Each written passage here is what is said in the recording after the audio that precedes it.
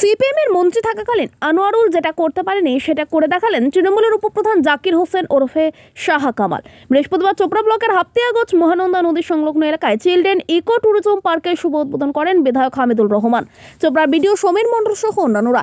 এদিন গ্রাম পঞ্চায়েতের উপপ্রধান জাকির হোসেন ওরফে শাহ কামাল জানিয়েছেন, আমি যখন স্কুলে পড়াশোনা করতাম সেই সময় দেখেছিলাম সিপিএমের পক্ষ থেকে মহানন্দা নদীর ধারে পিকনিক স্পট এবং পার্ক নির্মাণের জন্য মাটি ফেলেছিল। সেই টাকা তারা খেয়ে নিয়েছিল নাকি জানি না, কিন্তু পার্ক নির্মাণ করা হয়নি।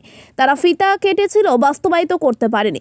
ছাত্র জীবন থেকে আমি প্রতিজ্ঞা নিয়েছিলাম, আমার জীবনে যদি কখনো কোনো চেয়ারের দায়িত্ব থাকি তাহলে সর্বপ্রথম এলাকার মানুষের জন্য একটি পার্ক নির্মাণ করব। বর্তমানে তিনি তৃণমূল কংগ্রেসের টিকিটে জয়ী হয়ে হাপ্তিয়াগঞ্জ গ্রাম পঞ্চায়েতের উপপ্রধান। বিধায়ক হামিদুল রহমানের সহযোগিতায় হাপ্তিয়াগঞ্জ মহানন্দা নদীর সংলগ্ন এলাকায় একটি ইকো ট্যুরিজম পার্কের উদ্বোধন করলেন। জানা গেছে, গত 1 বছর পূর্বে এই পার্কের শুভ শিলান্যাস করেছিলেন বিধায়ক হামিদুল রহমান, বিডিও সাহেব সহ অন্যান্যরা। 1 বছরের মাথায় এই পার্কের শুভ উদ্বোধন করা হলো। এলাকায় এমন একটি পার্ক পেয়ে এলাকার মানুষ খুশি। আপনারা দেখলেন মানুষ এখানে কত খুশি হয়েছে। আজকে এত জমায়েত হয়েছে আমিও ভাবতে পারিনি যে এসছে। মানুষের অনেক দিনের চাহিদা ছিল যে হাপ্তে এত সুন্দর একটা জায়গা, একটা শিশু উদ্যান হোক। যাই হোক, আমরা গ্রাম পঞ্চায়েত অনেক আনন্দিত যে একটা শিশু উদ্যান পার্ক আমরা করতে পারলাম এবং তার শিলান্যাসও করলাম। সেটার জন্য কত যে আনন্দ যে সাকসেস হতে পেরেছি আমরা গ্রাম পঞ্চায়েত, আর বলে বোঝাতে পারবো না। আরও একবার সেই বিষয়টাই জানতে চাইব যে তৎকালীন আপনারা বলতেন যে ফিতা কাটা মন্ত্রী, সেই মন্ত্রী সাহেব করার উদ্যোগ নিল, ফিতা কেটেছিলেন কিন্তু করতে পারেননি, আপনি উপপ্রধান হিসাবে হয়েও করতে পারলেন, কি বলবেন? দেখেন, আমি তো একটাই বলবো যে বামফ্রন্ট সরকারের আমলে তারা মাটি ফেলেছিল, কিন্তু পার্ক উদ্বোধন করতে মাটিও ফেলেছিল, পার্ক উদ্বোধন করেছিল, কিন্তু আজ পর্যন্ত মানুষ বলতে পারবে না যে মাটিটা কোথায় ফেললো, মাটিটা মহানন্দায় ভেসে গেল না কোথায় গেল, এটা আমরা কেউ বলতে পারবো না। তখন আমরা পড়াশোনা করতাম, স্টুডেন্ট লাইফ, যখন তারা করতে পারেনি তখন পড়াশোনার মাঝে কিন্তু একটা জেদ চেপেছিল যে যদি কোনো দিন রাজনীতিকে আসি বা কোনো ক্ষমতায় চেয়ারে যদি বসি, তো প্রথমে পার্কটা যারা ওরা করতে পারেনি উদ্বোধন করে, কিন্তু আমরা যাতে করতে পারি যে চেয়ারে যদি আসি কোনো দিন। তো যাই হোক, উপরওয়ালা বা ভগবান মনে হয় সেই আশা সম্পূর্ণ পূরণ করেছে আমাদের, যে যাই হোক আমরা পার্কের উদ্বোধনও করেছিলাম, পার্ক সম্পূর্ণ করলাম। তবে আমাদের অনেক কাজ এখনও বাকি আছে। আমরা এখানে এমন একটা জিনিস করব, টুরিস্ট প্লেস, যেটা মানুষ ফ্যামিলি নিয়ে আসতে পারে, 2-4-5 ঘন্টা থাকতে পারে এবং রাত্রিরও থাকার ব্যবস্থাও আমরা চিন্তা ভাবনা করছি। যেহেতু টুরিস্ট প্লেস করব, যে 1-2 দিন মানুষ যদি থাকে এখানে, কারণ এখানে আমরা যেখানে পার্কটা করলাম এখান থেকে বসে আপনারা বাংলাদেশও দেখতে পারবেন, এখান থেকে বসে আপনারা রাত্রেবেলা দার্জিলিং কার্শিয়াংও দেখতে পারবেন, লাইট যে গাড়ি চলছে, এমনই একটা জায়গায় আমরা পার্কটা করেছি। এবং আমাদের এই হাপ্তিয়াটা সবাই চিনি এক নামে, যে হাপ্তিয়া একটা পিকনিক স্পট এবং ভালো জায়গা, সেটাই বলবো। ঠিক, এটা হয়তো হাপ্তিয়াগঞ্জ গ্রাম পঞ্চায়েতের শুধু মানুষের জন্য নয়, এই পার্কটা কিন্তু দেখা যাচ্ছে যে পুরো রাজ্যের মানুষের জন্য, কারণ যারা এখানে পিকনিক আসেন তারা সকলে হয়তো এখানে এসে একটু করে সময় দিতে পারেন তাদের বাচ্চাদের নিয়ে।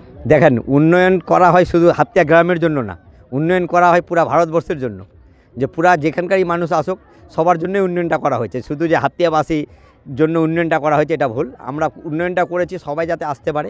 যেহেতু হাপ্তিয়া ঘুরতে কিন্তু মানুষের, আমি কালকেও বলেছিলাম আজকেও বললাম, যে মহিলারা এবং আমাদের লোকজন আসলে পায়খানা বাথরুমের একটা বিশাল একটা বাথরুমের একটা অসুবিধা হতো মানুষের, সেই পরিষেবাটা দিতে পেরে আমরা খুশি। কারণ মা বোনের সম্মান হচ্ছে সবথেকে বড়।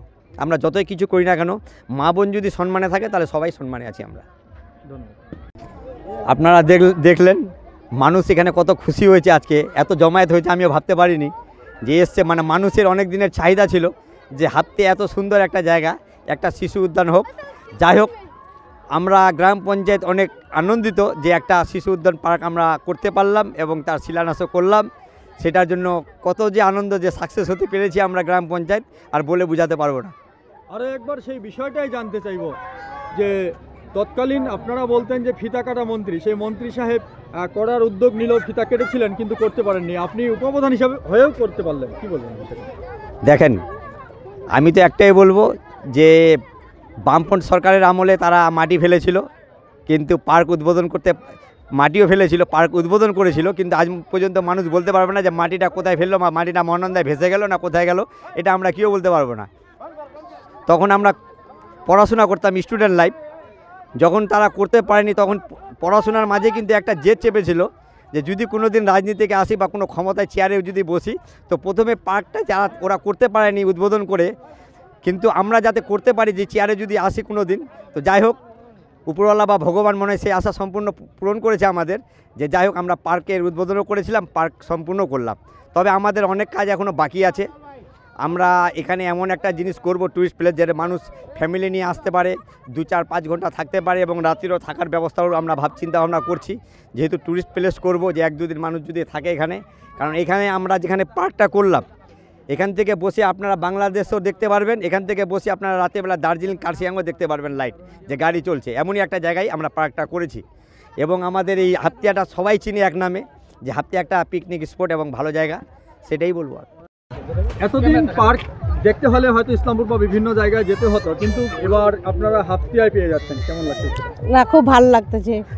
হাফতে পেয়ে যাচ্ছি পার্ক, আর আমাদের অন্য কোথাও যেতে হবে না, এখানেই। উদ্বোধন হওয়ার সঙ্গে সঙ্গে আপনারা চলে এসেছেন ঘুরতে? হ্যাঁ, বাড়ির পাশেই। আপনার নাম বলবেন? আপনার নাম? রোশনা বেগম।